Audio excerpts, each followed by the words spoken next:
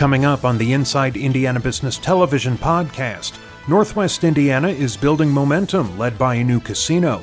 Conexus brings together some of Indiana's top young manufacturing talent. We look at the statewide impact of the Indy 500. Indiana nonprofits want you to get on board. Indiana expands access to a weapon in the battle against opioid overdose. On My Way pre-K applications are open. And with the draft behind us, we take a look at the season ahead for the Indianapolis Colts. Welcome to the Inside Indiana Business Television podcast. I'm Andy Ober. Now may be the time to make a bet on the future of Northwest Indiana. The $300 million Hard Rock Casino Northern Indiana is now open, and it's just the latest in a series of major projects fueling increased optimism. Northwest Indiana Forum CEO Heather Ennis joined Inside Indiana Business host Gary Dick with details. Most recently, a $300 million casino, the Hard Rock Casino Northern Indiana, opened there. That will continue to make Northwest Indiana really a destination when it comes to gaming and those folks attracted to that. Outstanding. Absolutely, Gary. We've got Horseshoe Casino. We've got Blue Chip Casino. We've got Ameristar already operating in market. And so this just adds a labeled crown jewel in the already beautiful Northwest Indiana arena of casinos. So a huge opportunity for us, and we're so delighted to see the Hard Rock land here, especially with the venue for concerts and different opportunities there. Yeah, and big investment, construction jobs, $300 million investment there. And as you look at Northwest Indiana as a destination, certainly the Dunes has always been a destination. But the recent, I guess it was 2019, the designation as a national park really put the region on the map in a lot of ways.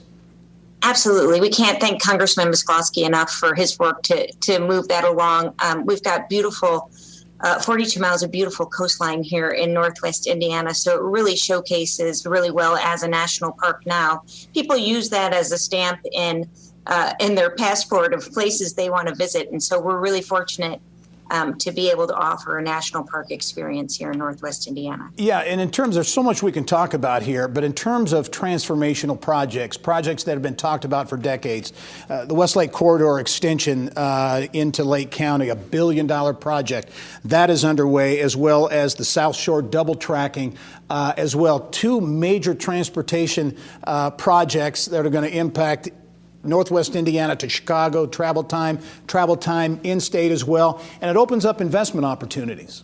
Huge potential. So these aren't just transportation projects. These are economic development projects. The transit development corridors around the double tracking in Westlake that the state legislature put into play are game-changing. I mean, they're really revolutionary, and places all over the country are looking at how we're doing things here in Northwest Indiana now.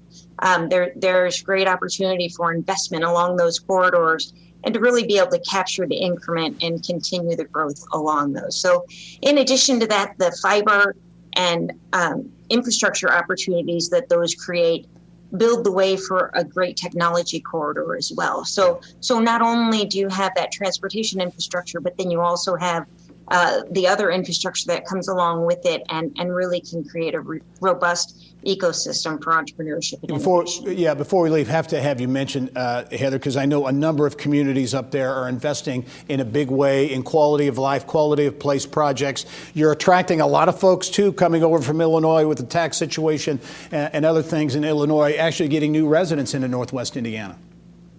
Yeah, so we're seeing great things happening around quality of place, quality of life in the cities of Valparaiso and Crown Point and Whiting.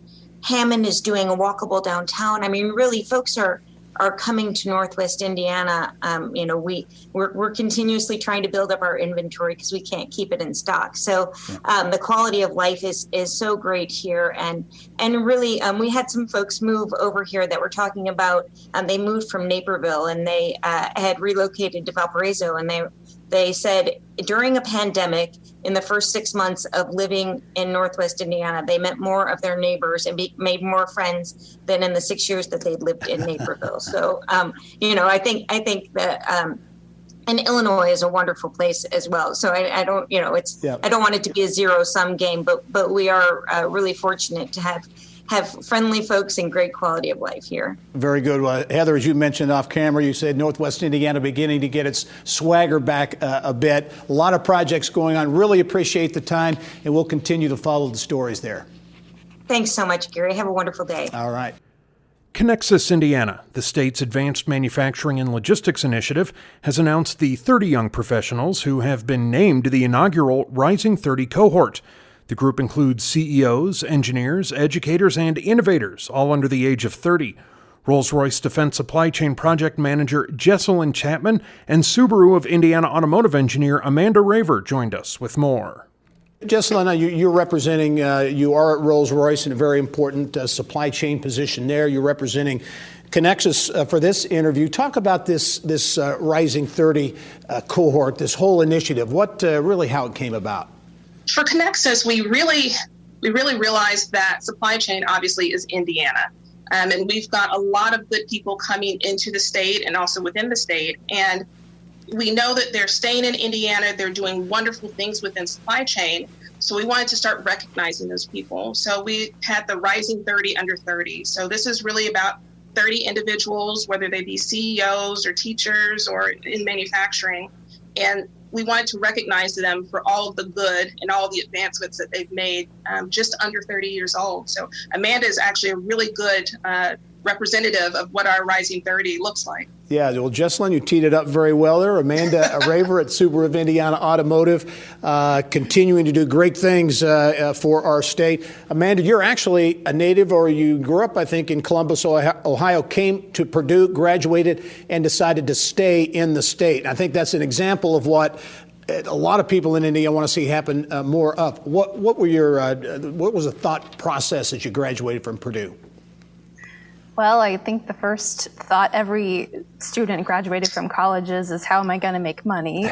So one of the big things for me was the internship opportunities and work availability in Indiana. So as I was going through college and completing my degree, I did have 2 internships during that time, which were both in Indiana, which really, solidified my decision to stay here and join the automotive industry, which is a really fun, fast-paced, exciting industry to be a part of. Yeah, and definitely growing, especially here in Indiana.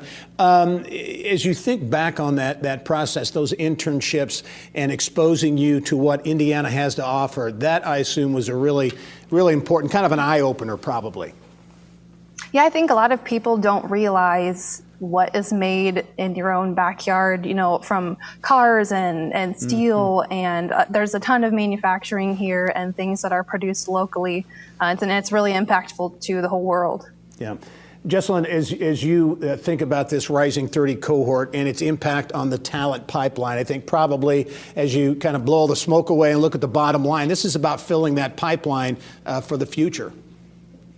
It really is. Indiana is known as the crossroads of America, right? So we have a need for logistics, supply chain, manufacturing people, and we need good people to fill those jobs. So this is really about encouraging people when they start out in college and nurturing that drive for manufacturing and supply chain, and helping them figure out where they want to be in that space, and encouraging them to stay within Indiana and lend their support and their expertise. Yeah. Very quickly, Amanda, what'd you think when you heard that you made the list? I was really honored. I mean, it's awesome to be, part of that unique group of individuals, and then also an honor to represent your own company, Subaru. So I just thought it was a really great opportunity, and going forward, I hope there's, that it really helps jumpstart things and STEM improvement. Very good. Amanda, congratulations on the honor. Jesselyn, thank you, and thanks for your leadership, and those at Conexus as well. We'll look forward to following the program. Thanks very much. Thank you. All right. The story of the Indy 500 stretches well beyond Speedway and Indianapolis. In fact, there's an argument to be made that Terre Haute saved the venue. Around Indiana reporter Mary Rachel Redmond spoke with longtime IMS executive Fred Nation and 3-time Indy 500 winner Johnny Rutherford to talk about the icon's history. Arguably, if it wasn't for Terre Haute, there would not be an Indianapolis Motor Speedway. Terre Haute, the city that saved the track. Its favorite son, Tony Holman. Last Memorial Day Classic just before Pearl Harbor brought us into the Second World War. From 1942 to 45, the Indianapolis Motor Speedway sat idle. It was in miserable condition. Tall weeds all around the track, and the wooden stands were all falling apart. That's when three-time Indy 500 winner Wilbur Shaw approached a young Terre Haute businessman by the name of Tony Holman. Tony Holman became the willing buyer, and it was his goal to make the Indianapolis 500 to Indianapolis and Indiana what the Kentucky Derby is to Louisville and Kentucky. From the outset, Holman used his resources in Terre Haute to get the track race ready for 1946. The first thing he did was bring his crews from Holman and Company to clear the weeds, and the S.H. Pauli Lumber Company here in Terre Haute provided a lot of the lumber. A lot of the crews came from Terre Haute, and that kind of set the tone for many years of the Speedway's operation. The Indianapolis Motor Speedway. Holman would embark on the most expansive building program in track history. And expanded the seating, provided a golf course both inside and outside the track. The first corporate suites in racing were at the Indianapolis Motor Speedway. Scoring pylon, which we're all familiar with. The first one was a product of Tony Holman.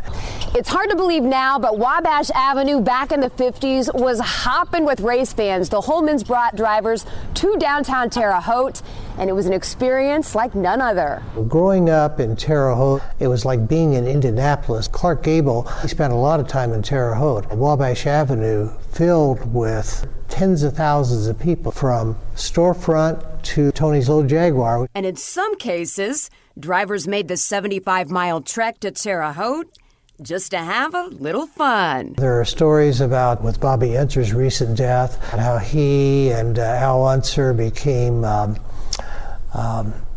rental car companies wouldn't rent cars to him.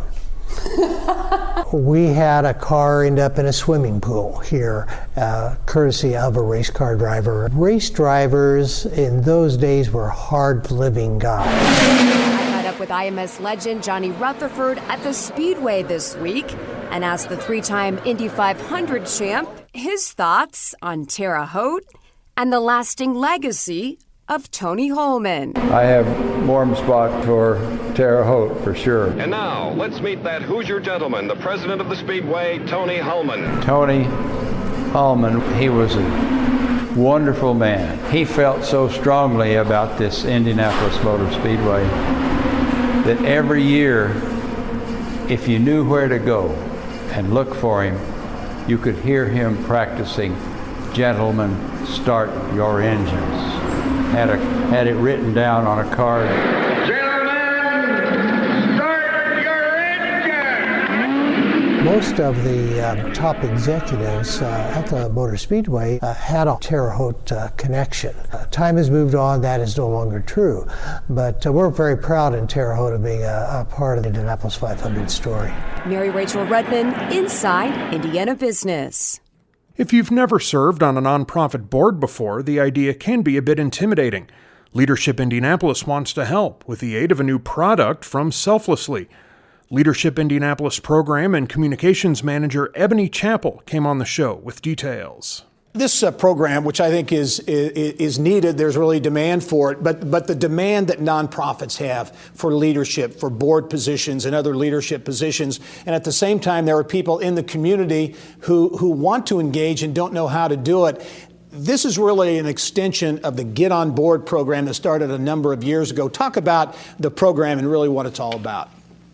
Absolutely. So, like you mentioned, what we're doing now with our Get On Board workshop is an extension of the work that has been done for many years.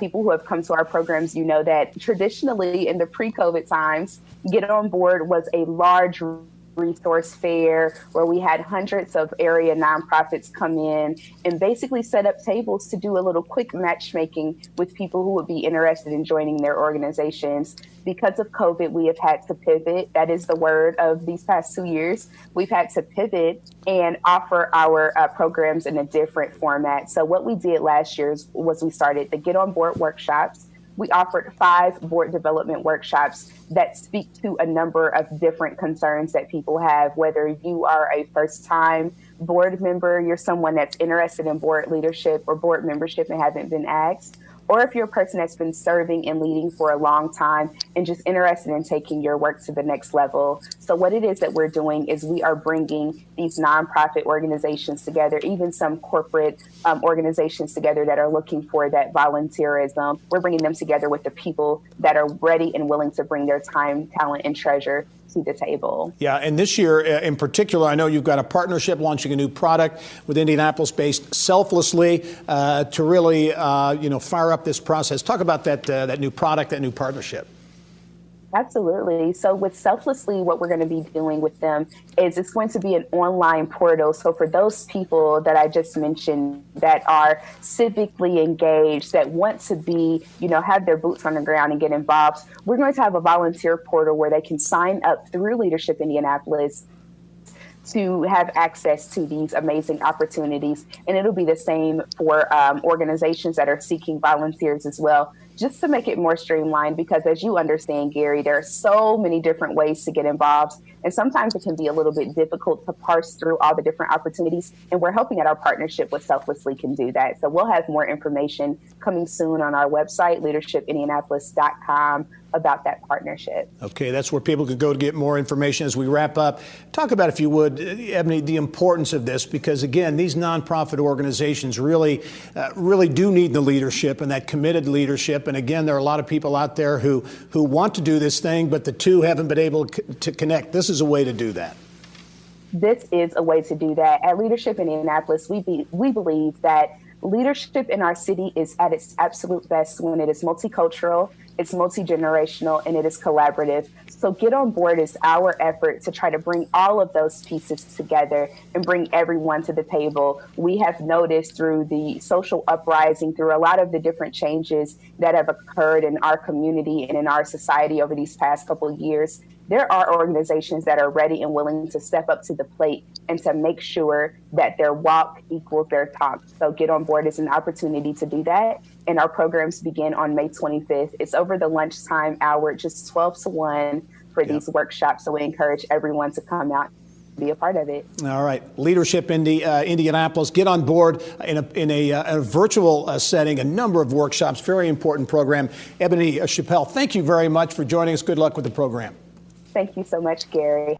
Remember, you can catch Inside Indiana Business Television on stations throughout the state every weekend. Head to InsideIndianaBusiness.com to check listings. A partnership between the state and Overdose Lifeline, Inc. will expand access to an opioid reversal agent in the state. The effort involves the purchase of 24/7 access Nalox box units. Indiana Executive Director for Drug Prevention, Treatment, and Enforcement, Douglas Hunsinger, has more with Kylie Valletta in the Business of Health.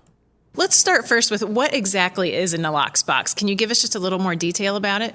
Yeah, so a Nalox box is a plastic weatherproof box that holds 6 or 7 doses of naloxone, and they're usually placed in a place that's accessible 24 hours a day. Usually, they're roughly about the size of an AED. Okay, and what exactly is inside them? About the doses of naloxone? 6 or 7 doses of naloxone, and these boxes are available for the public to then access that naloxone, which for your viewers, naloxone is the life-saving opioid reversal drug. When someone is overdosing from an opioid overdose, naloxone reverses that and wakes the person up out of respiratory distress. And I thought it was interesting. This is somewhat about distribution, kind of reducing barriers. I thought it was more of an emergency situation, but it's not necessarily true, right? Right. So we have placed some boxes in areas where overdoses are known to have multiple overdoses are known to have happened. But this is also really about how do we distribute naloxone deeper and further into our communities. Our departments of health and our partners at Overdose Lifeline last year distributed 55,000 doses of naloxone statewide. And this allows us to have that available in a way where individuals don't have to interact with someone. So there's not any stigma associated with going and retrieving that naloxone from a nalox box. Right. It's interesting you mentioned the local health departments. They typically, in normal times, have been a big distributor of naloxone. But of course, those local health departments have been overwhelmed with COVID efforts. So explain how this statewide campaign sort of helps fill that gap now. Yeah, so during COVID, when we began to see an increase in our overdoses and also an increase in naloxone being administered by EMS, one of the things that we did was we added an additional 25,000 doses of naloxone through our partnership with Overdose Lifeline to ensure that anyone who wanted it could access this life-saving medication. And this was really an effort to help and supplement the work that our local health departments have been doing. We know many of them were stretched thin during COVID with COVID-related activities and still are producing vaccination clinics and testing still. So this is really an effort in which we're not just trying to save lives, but also help our locals in ways in which we can ensure that anyone who wants this medication can access it. Yeah, the local health department certainly have a lot on their plate right now. So the main goal is at least 2 boxes in every county. Can you give us an estimate of how it's going so far? Yeah, so we've already placed 26 boxes. They're in churches, libraries, treatment centers. There's one on an outside wall of the bar. We have a library in Vincennes that's already had 32 doses retrieved from it. There's a box at a fire station in Sellersburg that has also already had a number of doses. And so this is really just an easy way for a community to help keep people alive during this, this tough time where, already this year we've seen a 30% increase in overdoses over last year. So what is the call to action? What is the message you really want to get out to Hoosiers about this effort? So one, if you or a loved one are suffering from substance use disorder, please find a nalox box, find naloxone, have it on hand. 211 is a resource that's available if you're looking for a treatment center or one of our statewide recovery hubs. And remember that, addiction is a disease and treatment is available. And most importantly, recovery is possible. Yeah, you mentioned off camera that one thing you have to remember is, of course, trying to get rid of the stigma, but that addiction is a chronic relapsing disease. So it's good that people have access to something that can set people on the road to recovery. That's the next step, right? That's right. Recovery is really hard. And so what's really important is that we keep people alive and that we do everything we can to move them into treatment. And I read a study once that it can take 38 different tries before someone even accepts an offer of help. Well, at that point, they could have burned all the bridges with their family. They could have lost their job. And so we have to ensure that as a state, we're there when someone says, I need help, to provide them with treatment. Okay, in just a few seconds left, we were showing your map of where your boxes are. Are there any areas that you're really working to penetrate right now, or what's the focus right now as far as the map? Well, so any area where we don't have already, our local health departments may not be distributing naloxone, or there may not be another distributor in that area, are areas we're focusing, and a specific areas where we know that we have underserved populations in those specific places. All right, very good, Doug. Thanks for being on the show today and telling us about this. Good luck with the rest of the campaign. Thanks for having me. On My Way pre-K applications for the 2021-22 school year are now available statewide. The grants go to low-income families with 4-year-old children so they can have access to pre-K programs. Nicole Norvell, director of Indiana's Office of Early Childhood and Out-of-School Learning, joined us with details in our Eye on Education segment. The application process for the On My Way pre-K program is now open. You hope to, I think, reach some 3,500 kids statewide. It's a very popular program. And I mentioned the COVID-19 impact this year. That presents kind of a new dynamic.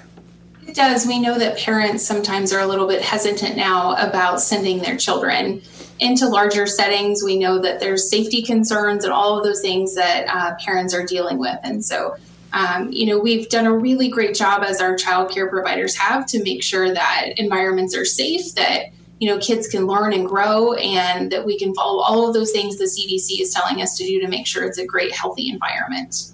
And also in the application process, COVID-19 has changed things when it comes to work and those who are unemployed and those types of things.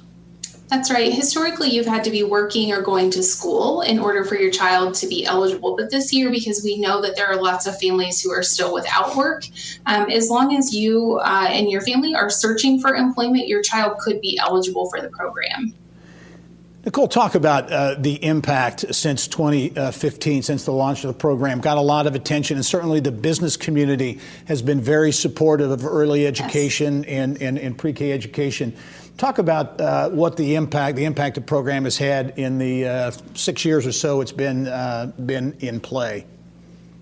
Yeah, I think we feel very blessed about the number of children that have been able to be supported through the program. We hear really fantastic stories from their kindergarten teachers about how they come in much more prepared and ready to learn. And then we hear really awesome things from families about the fact that they've been able to either get a better job or work more hours and have a sense of stability about where their child was at every day. And so there's really a significant impact for the whole family, including things like, employers who are saying our employees are able to come to work more regularly because they have stable childcare, and that they're finding as business leaders that this is a really important strategy to retain their workforce and to recruit workforce in the future years. Yeah, and I was going to ask you about that because certainly, as I said, the business community here in central Indiana, really in every corner of the state, you go to Fort Wayne or Evansville, wherever it might be, you see business leaders getting behind this initiative.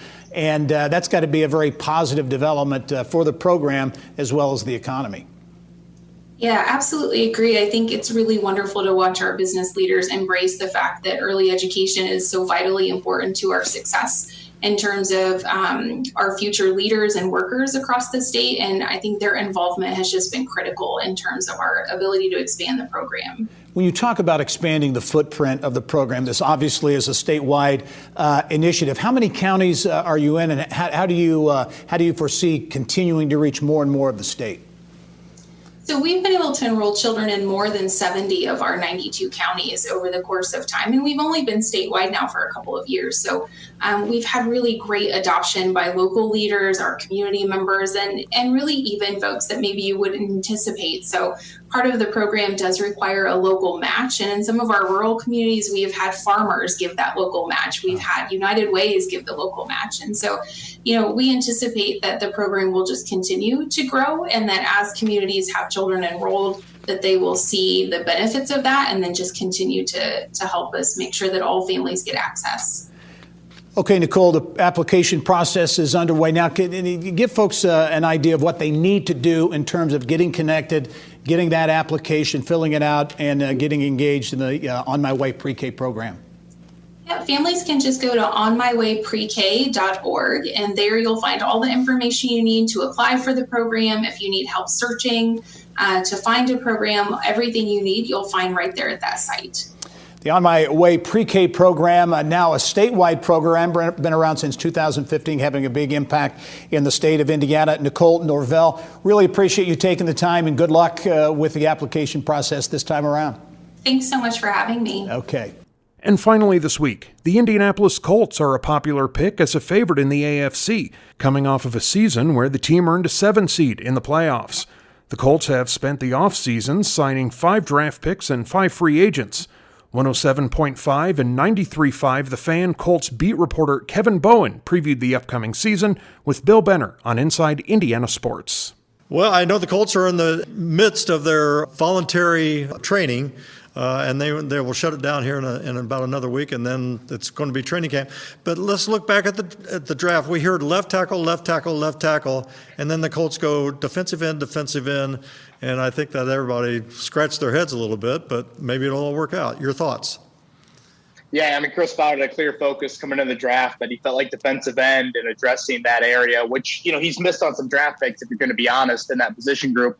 That needed a lot of attention. And then obviously, a week or so after the draft, they go out and sign Eric Fisher, who he has past history with. And I think in the back of his mind, he always knew that was a possibility there. But yeah, Kwity Paye in round 1 out of Michigan. He's going to come in, and I think he's going to be a day 1 starter for you. and then Dayo Adengbo in round 2. A little bit more of a project down the road towards Achilles back in January, but a really long, big body similar to DeForest Buckner, but just kind of too good to pass up there at number 54. Well, you hear of teams having Achilles heels, and of course the Colts now have Achilles tendons, and you mentioned Odengbo, and also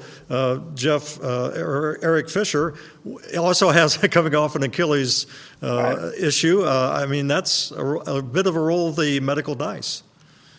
Certainly, and Eric Fisher's a guy that not only the Achilles, coming off of that, he tore it in January, but also in 2019, he missed half the season with Kansas City. Now, when he was out there for the Chiefs that season, they didn't lose a single game. They were 11-0 when he was in the lineup. So if healthy, this is a guy that should give you Anthony Costanzo type play at left tackle. But you know full well, Bill, what an Achilles injury can mean to athletes. Now, present day 2021, has it improved? Has the rehab time shortened? Definitely. The Colts feel like Fisher's a little bit ahead of schedule, which they like that, but still, he can miss a couple games into the season, and we know that schedule's very difficult right out of the gate. So we'll see how they kind of work through that left tackle if he has to miss any time. And, of course, at the controls, taking over for the retired now, Phillip Rivers, the Colts go out and get Carson Wentz, a very up career for a while in Philly, and then it went south. Your thoughts about Carson Wentz coming in?